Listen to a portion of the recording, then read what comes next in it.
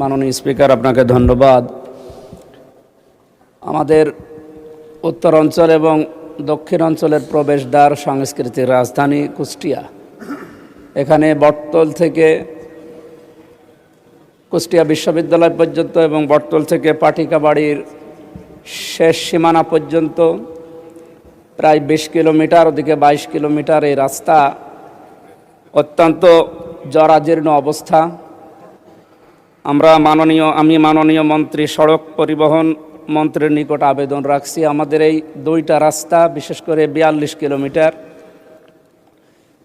এই লক্ষ লক্ষ মানুষের যাতায়াতের ব্যবস্থা করার জন্য দুইটা রাস্তা চওড়াকরণ এবং মাঝখানে আইল্যান্ড দেওয়ার জন্যে মাননীয় সড়ক পরিবহন এবং সেতু মন্ত্রীর নিকট জোর দাবি জানাচ্ছি। এবং আমাদের কুষ্টিয়াতে কয়েকটা বিষয়, বিশেষ করে আমি এর নোটিশও আগে দিয়েছি। মেডিকেল কলেজ হাসপাতাল, এটা 2011 সালের 9 অক্টোবর থেকে আরম্ভ হয়ে 2026 সাল পর্যন্ত এখনও কোনো অগ্রগতি নেই। পড়ে আছে প্রায় 100 কোটির উপরে সম্পদ, টাকার মেশিনপত্র পড়ে আছে। এখানে 23টা বিভাগ চালু হওয়ার কথা, 2টা বিভাগ চালু হয়ে পড়ে আছে। প্রায় 5টা জেলার মানুষের